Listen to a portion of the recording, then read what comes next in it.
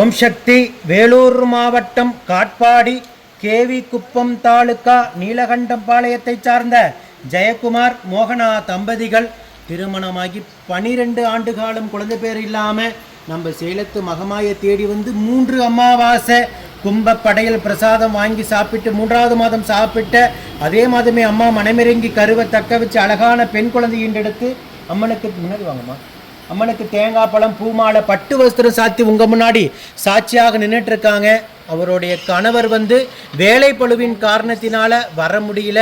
அதனால் அவங்க அக்காவை கூட்டி வந்து அம்மனுக்கு வேண்டுதல் கடன் செலுத்திட்டுவான்னு அவங்க கணவர் சொல்லி அனுப்புதின் காரணத்தினால அம்மன் கடனை வச்சிருக்கக்கூடாது. குழந்தைக்கு எத்தனை மாதம் ஆகுது? குழந்தைக்கு இப்போ 9 மாத காலம் ஆகுது. அம்மன் கடனை வச்சிருக்க கூடாது. அம்மன் நமக்கு மனம் இறங்கி வரம் கொடுத்தாங்க, அதை நீ போய் செலுத்திட்டு வந்துருன்னு சொன்னதின் காரணத்தினால அவங்க தேடி வந்திருக்காங்க. மீண்டும் கணவரை கூட்டி வந்து சாட்சியாக நிற்பாங்க. இப்போ அவங்க சாட்சியாக நின்றுட்டுருக்காங்க. 12 ஆண்டு காலம் அவங்க இருந்த கடும் தவ வாழ்க்கைக்கு நம்ம சேலத்து மகமாயே மகளாக பிறந்திருக்காங்க.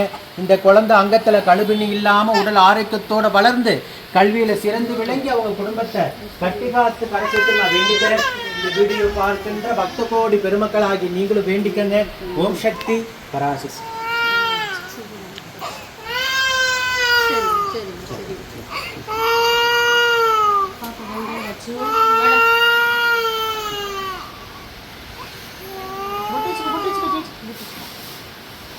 சொல்லுங்கம்மா, இப்போ நம்ம கோயில் முறையாக உங்களுக்கு எப்படி தெரியும்? யூடியூப்ல தாங்க ஐயா பார்த்தோம். யூடியூப்ல பார்த்துட்டு தெரிஞ்சுக்கிட்டீங்க. என் கணவர் வெளிநாட்டில் இருக்கும்போது அவர் பார்த்துருக்காரு.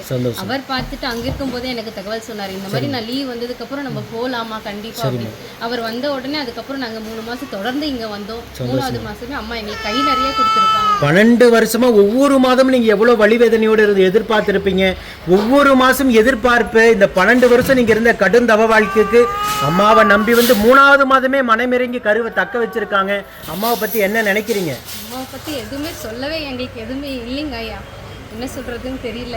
நம்பி வந்தோம், கை நிறைய கொடுத்துருக்காங்க எங்களுக்கு. அதுதான் பெரிய. கணவர் என்ன சொன்னார் அம்மாவை பற்றி? அம்மாவை அதுதான் இங்கே இருக்குமா, அவருக்கு ஃபோனில் தான் பார்த்துருக்காரு. இங்கே இருக்கு, நம்ம போகலாம், இங்கே வழி கூட தெரியாது. கேட்டுட்டு அதுக்கப்புறம் நாங்கள் இங்கே வந்ததுக்கப்புறம் நீங்கள் உங்கள் குலதெய்வத்துக்கு அப்புறம் உயிரா நினைக்கிற ஒரு தெய்வம் நம்ம சேலத்து சமயபுரம் மாரியம்மனை தான் உயிரா நினைக்கிறீங்க.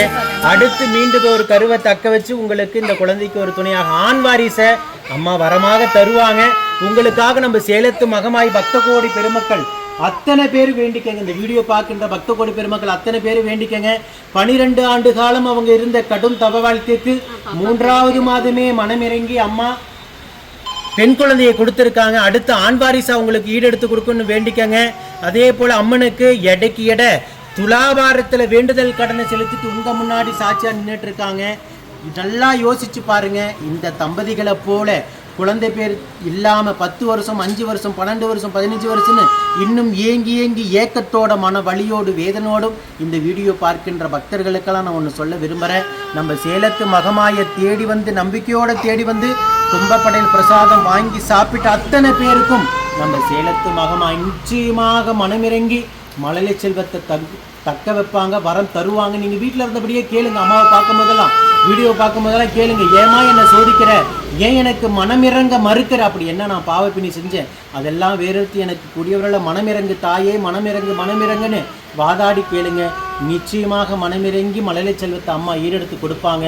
ஓம் சக்தி பராசக்தி.